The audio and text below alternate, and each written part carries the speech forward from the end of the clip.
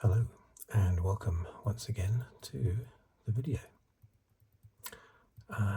Continuing my look at a simple look, just from a fan's perspective, of every race in the 2024 Formula One World Championship.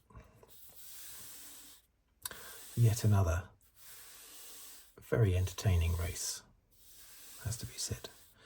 Okay, so what I do my usual basically, which is the rundown, the finishing order of the 20 drivers, and then the top 10 in the Constructors' Championship, top 10 in the Drivers' Championship, of course, there, and my usual rundown of the Constructors' Championship over there. Okay, so let's start. This was, of course, round 17 now.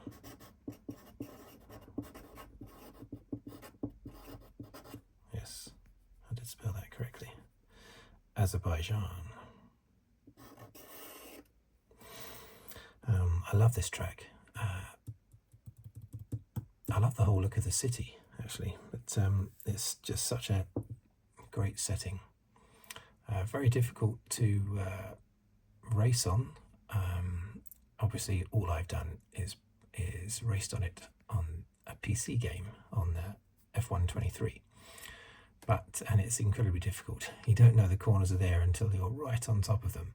So it's all from memory, basically, for the Grand Prix drivers, because you can't see the corners coming up.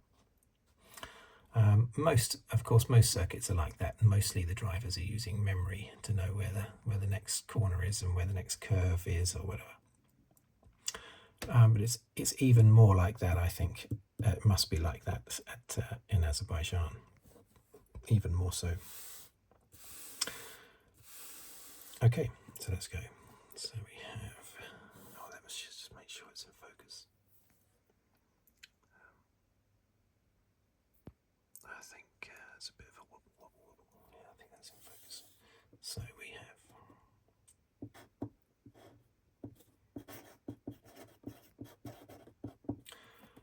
Piastri,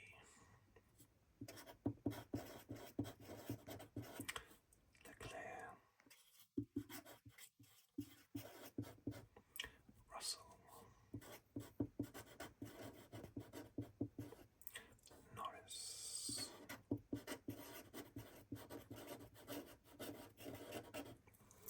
Verstappen. Now I'm just bear with me a moment. I have to make sure it's in focus, you see. Okay. Don't want it to drift out of focus.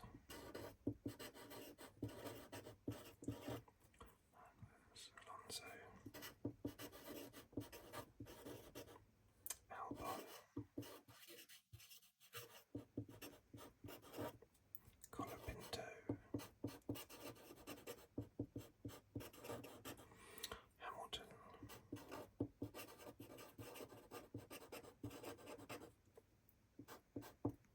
Behrman,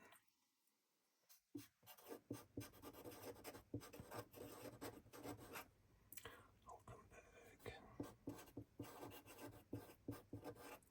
Gasly,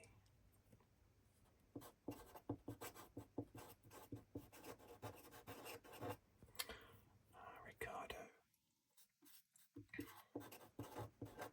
Zhou, Ocon, 16th Haas, Bottas,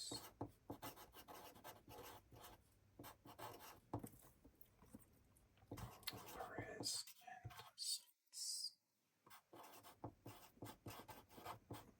Stroll,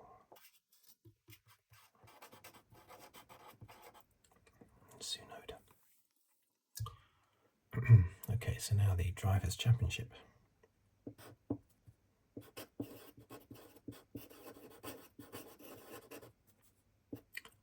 What's he got? 313. Norris.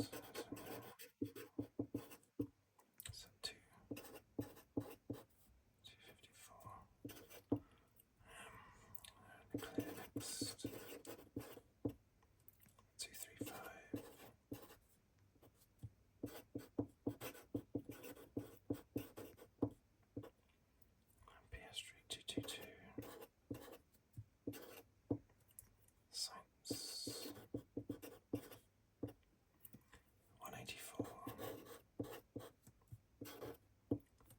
Hamilton.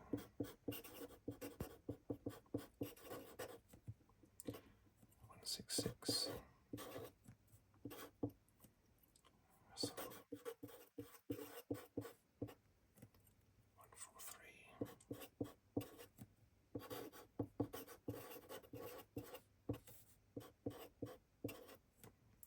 Norris. 143. Then Alonso. 58. Stroll. 24.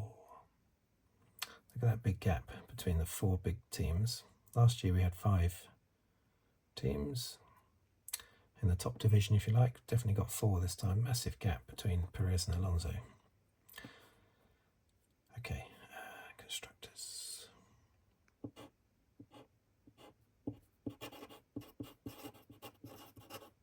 McLaren.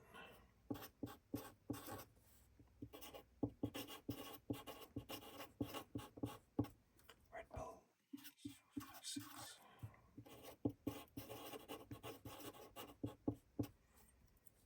Ferrari 425.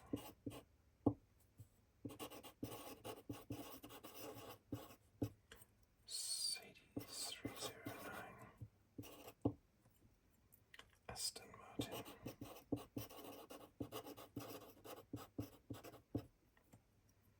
82.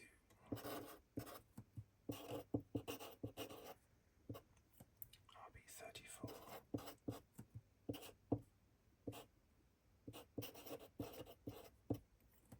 Haas 29.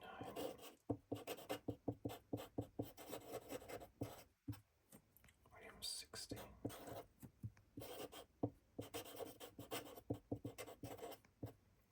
Alpine 13.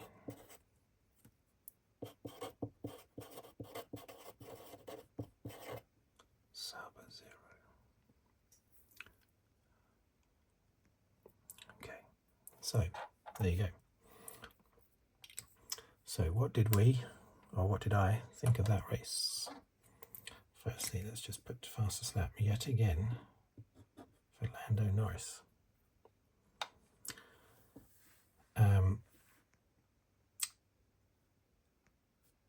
Just going to say about Norris's fastest lap.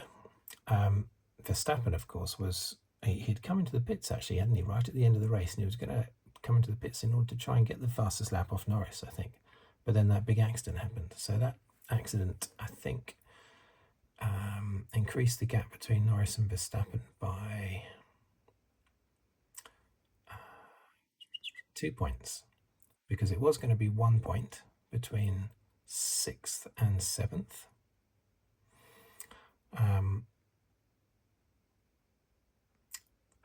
Yeah, it was going to be, no, what was it going to be? It was going to be 2 points between 6th and 7th, because Norris had the fastest lap. And then, Verstappen was going to come in and try and get that fastest lap off Norris, but then there was that big accident, so he couldn't get the fastest lap, so that was 1 point that he didn't manage to take off Norris. So that's a 2 point swing there, plus Norris going up to 4th and Verstappen 5th. That's a 2 point gap between 4th and 5th and the points they scored. So, that was a swing of about 3 points, I think. Yeah, it would have been a swing of 3 points. If Verstappen had taken the fastest lap off Norris, then they would have been level on points. Instead, Norris scored 3 points more than Verstappen. Anyway, that's just a little aside. That accident at the end basically cost Verstappen 3 points in the championship to Norris. So, yeah, fantastic race. Standout performances. There were so many. Piastri and Leclerc, of course, fantastic. And, of course, Colapinto and Behrman. Behrman managing to out-qualify Hulkenberg. And Colapinto in 8th place on the grid. It was only half a second behind Verstappen. Only half a second. That's incredible. Rather than going through the race, let's just look at the actual drivers and comment on the actual drivers themselves. Piastri, fantastic performance under pressure. He got ahead of, was it lap 20? after the pit stop, he got ahead of Leclerc. Leclerc seemed to have the legs on Piastri in the first stint on the mediums. But on the hards, Piastri straight off the bat seemed to be faster. And he got past Leclerc with a really daring move up the... it was up the inside, wasn't it? Or was it around the outside? No, I think it was around the outside, wasn't it? Into the first corner, I think. And he just held on to it. Or was it up the inside? I think it was around the outside. Can't remember. But it was a very good manoeuvre and it was very late on the brakes. I think it was up the inside. But yeah, fantastic performance by Piastri. We just don't know how Norris would have done because Norris was incredibly unlucky in qualifying. I think the yellow flag came out, the digital yellow flag, the yellow panel thing, changed from white to yellow and back to white again in the space of a few seconds. And Norris just happened to be approaching it at the time. And that scuppered his...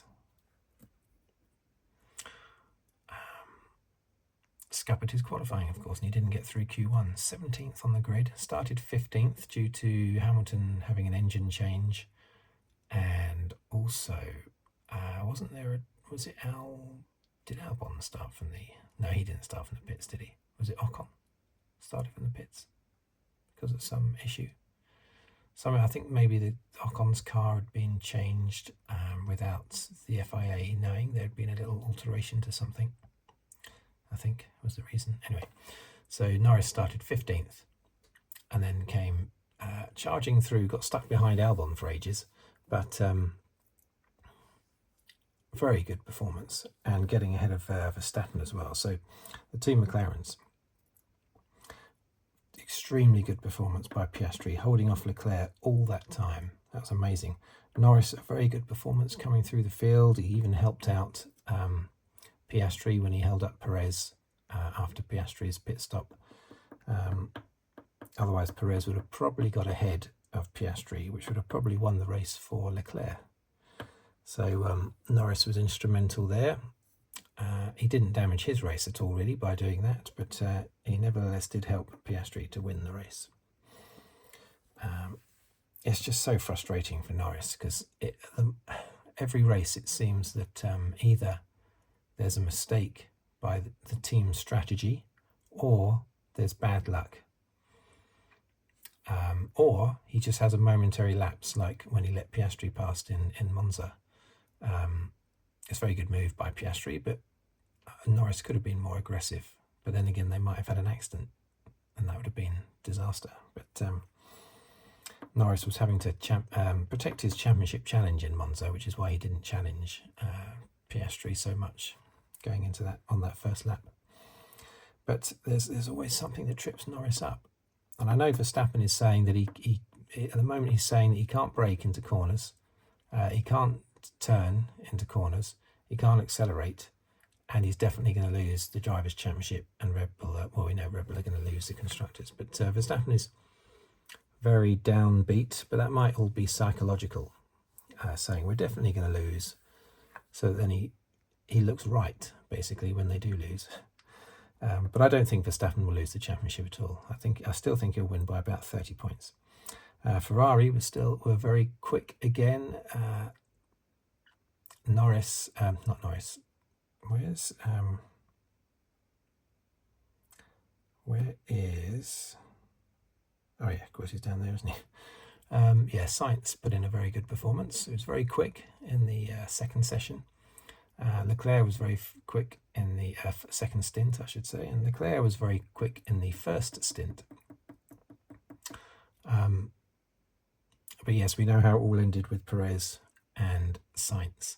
But earlier on, the scrap between Piastri, Leclerc and Perez was fantastic. And Norris holding off Max as well. Incredible. Max on much fresher tyres. Norris on old tyres, and he held up Max Verstappen for ages. Max just couldn't get past. And in his ailing car, because even Perez said after the race that he was sort of blaming Max's performance on the setup not working. So even Perez was finding it hard to understand how Max wasn't faster than him in the race, even though it's these circuits that Perez does really well at. This one and Singapore, Monaco, the really, really difficult circuits basically are the ones that Perez has excelled. And I don't think that's necessarily because he's really good at them. I just think he's had a couple of wins on those circuits and it's given him the confidence. So now psychologically, he thinks, I'm really good on this circuit, so therefore he performs really well. Just because he's had a couple of wins on these circuits. That's all psychological, So he just naturally drives better. And he will drive better next weekend in Singapore. Not, as I say, not just because he likes the circuit, but just because, or not necessarily because he likes the circuit, but just because he's had success there. And that just breeds confidence, makes him drive better. Russell, lucky to be on the podium, but then again he was at stages very quick. I think after the race he said he was the quickest. I think he said he was the quickest in the second stint. I would argue that maybe Sainz was the quickest in the second stint. With maybe Russell second quickest. No, Norris, really, I suppose you would say was quickest, with Sainz and Russell close behind. But still a solid performance by Russell. And he has had a lot of bad luck this season, so that's good that he's got up there onto the podium. Hamilton, because of his engine change, couldn't really do anything. It took him about 150 laps to get past Behrman, I think, or to get past both Haas's. Took him a long time. So you know, we can't really judge him on this race. But Norris, fantastic performance to come back to fourth and overtaking Verstappen. Now, isn't that amazing? Because Verstappen was 6th on the grid. Wasn't Verstappen 6th on the grid? And Norris was 17th on the grid, although he started 15th. So I'm pretty sure Verstappen was 6th, wasn't he? So that's 9 places above Norris, and yet Norris still finished ahead of Max. Now that's not a reflection on Max, that's a reflection, and it might not even be a reflection on the car, because look how Perez did, but it's definitely a reflection on the Max stroke Red Bull combination at the moment, which isn't working well for whatever reason. And probably won't in Singapore either. However, the races after that, I fully expect Verstappen to come bouncing back. But yeah, the fact that Norris got past him and still in the end scored 3 points more than Verstappen, even though Norris qualified 17th. That's incredible. And a really missed opportunity. You could look at the positive side and say, well, it's lucky Verstappen didn't win the race. Norris is lucky Verstappen didn't sort of like finish right up here. But I think you have to look at the negative more so, and that is it was a missed opportunity, because if Norris had won the race or come second, he would have obviously taken a lot more points off Verstappen. You have to jump on these opportunities. It's now 59 points and a championship between them.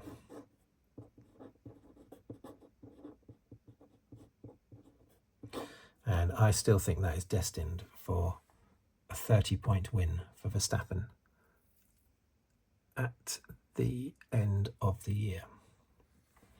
I really do hope I'm wrong, but these cars seem to be pretty bulletproof, and Verstappen could finish second in every remaining race and still win the championship. Are there any sprint races left?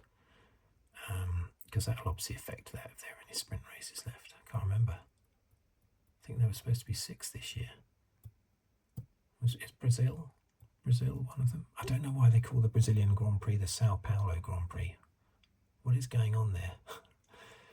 This Azerbaijan Grand Prix used to be called originally the European Grand Prix, and I found out the reason for that. It's because the authorities in Azerbaijan wanted Azerbaijan to look European. Basically, they want to be thought of as a European country, so they managed to convince the FIA to let the Grand Prix be called the European Grand Prix, but that was daft, of course. So That got changed after, I think, a couple of years.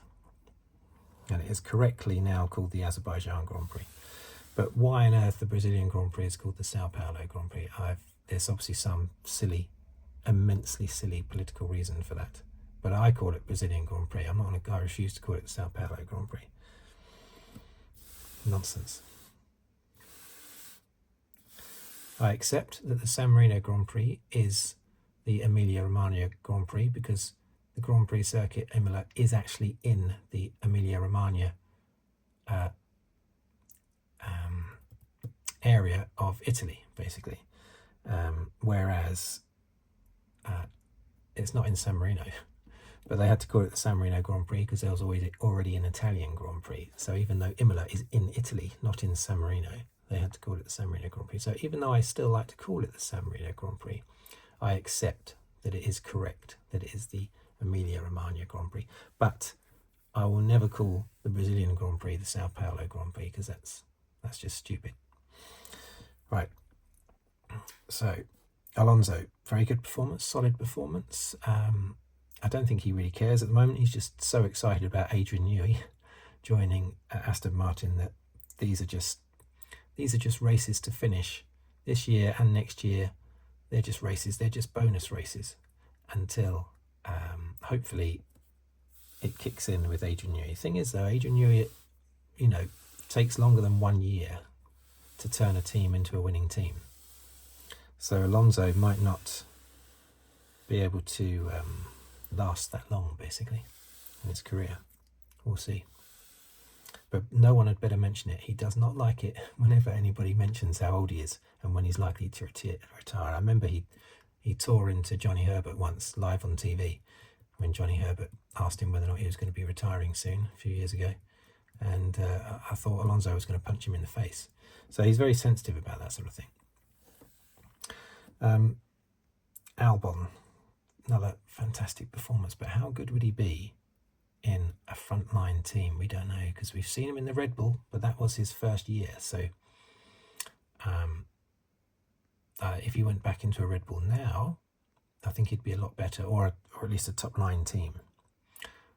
He would be a lot better. So I think they're missing all these big teams. They're missing Albon all the time. They're just letting him sit around in the Williams. It's great for Williams, but I think they're missing a treat by not taking Albon. I think they should be.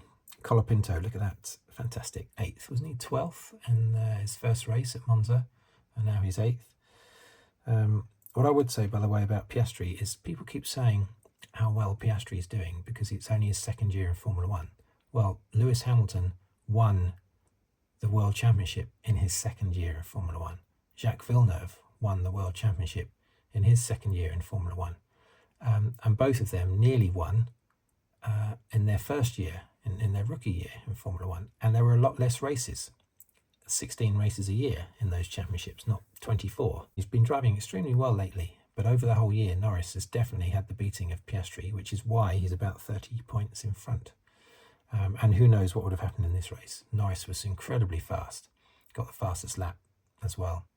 His tyre management was excellent, and he pulled himself all the way up from 15th to 4th, despite being stuck behind Albon for about 138 laps. Okay, so Behrman, 2 races this year, 2 races in the points. Fantastic, beating his teammate in qualifying and in the race. He just got past Hulkenberg just after the accident. At the end, he got past Hulkenberg when it went green. Caught him by surprise, as did Hamilton.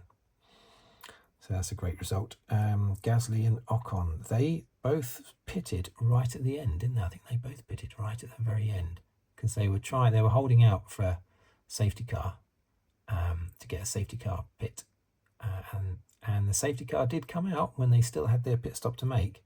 But by then, they'd lost so much time by being on worn-out tyres. Plus, there was so little time left in the race that it was going to end under the safety car. So that little gamble didn't work for them. Zhou and Bottas, well, are either of them staying next year? I'm not sure if both of them are going, or if Hulkenberg is going to Sauber, isn't he? Which I bet he's incredibly excited about. Well, he chose to go there. So Sorry, it's not those two, it's these two. So I will be surprised if either of those are in Formula 1 next year. I think Bottas would quite happily hang up his boots and ride off into the sunset on horseback. Actually, he'd need to be wearing his boots for that, wouldn't he? Yeah, so he'd have to put his boots on, his cowboy boots, get on his horse, ride off into the sunset like the cool dude that he is ever since leaving Mercedes. Perez and Sainz. Whose fault was Perez and Sainz? Well, officially, neither of them have been given a penalty. The Sky TV pundits, I watch it on Sky, generally were blaming Sainz a little bit, putting it towards Sainz. I don't know, I still think it's 50-50. Yes, there's no doubt about it, Sainz did move, but he moved about, half an inch to the left. Perez didn't move any further to the right. I thought he did at first, but when you line it up with lines on the road and everything, you can see that he didn't. If anything, he moves again about half an inch to the left. But he could have and should have moved a lot further to the left. Sainz right up against the wall. Why drive alongside Sainz? You're just asking for trouble. Yes, Perez was allowed to be where he was because he'd given more than a car's width, but not much more than a car's width. Why don't you get out of that danger zone, Perez, and move across to the left? Just a little bit. A little bit, but a bit more than the little bit that he did move. So I would say it's still 50-50. I don't think it's Sainz's fault, despite what the pundits have said, basically. What else was I going to mention? Yeah, we had a couple of other retirements. Stroll and Tsunoda crashed into each other at the beginning, didn't they? I don't know whose fault that was. Maybe Stroll's, I'm not sure. And the damage, I think, retired both of them later in the race. Ricciardo, yes, he was in the race. He seems to be pretty invisible these days, but he was there. Not really doing anything. But standout performances for me were both Piastri and Leclerc driving so close together like that. It's fantastic. And Norris and Colapinto and Behrman. Those 5 standout performances. Now, I would have put Perez there had he actually finished the race as a standout performer, but he didn't. But he managed to qualify ahead of Verstappen, and he managed to race cleanly ahead of Verstappen. But of course, you have to do it all season, and I think there are other reasons why it's just not working for Verstappen at the moment. There seems to be some kind of disagreement between driver and car there. Basically, Verstappen's just not getting on well with his car at the moment. And of course, we know that McLaren has passed Red Bull. We knew that was going to happen anyway. It's no surprise. And probably Ferrari will get past Red Bull as well. Great for Williams, getting 10 points. That put them back in front of Alpine. They were ahead of Alpine earlier in the season. And now they're back in front of Alpine again. Now, that win for Piastri has made the team orders thing within McLaren a bit more complicated. The last thing Norris wants is for Piastri to close the gap to him, because then it's going to be far more difficult to have team orders. Not that Norris really wants them. He sort of tends to wince whenever anybody mentions team orders. Other number 1 drivers in the past have been perfectly happy with that, namely Michael Schumacher. Quite happy with the other driver moving aside and letting you come through. Norris is not as tough as that, and he finds it, I think, a little bit embarrassing, the whole idea of team orders supporting him. But of course it makes sense for McLaren to do that. It's a little bit late. They should have done that in Hungary, and they should have done that in Monza. But they didn't. There's no way Piastri is going to win the championship. I mean, I don't think Norris is either, so Piastri's another 32 points behind. So it's just not going to happen. Or can Leclerc win the championship? Possibly.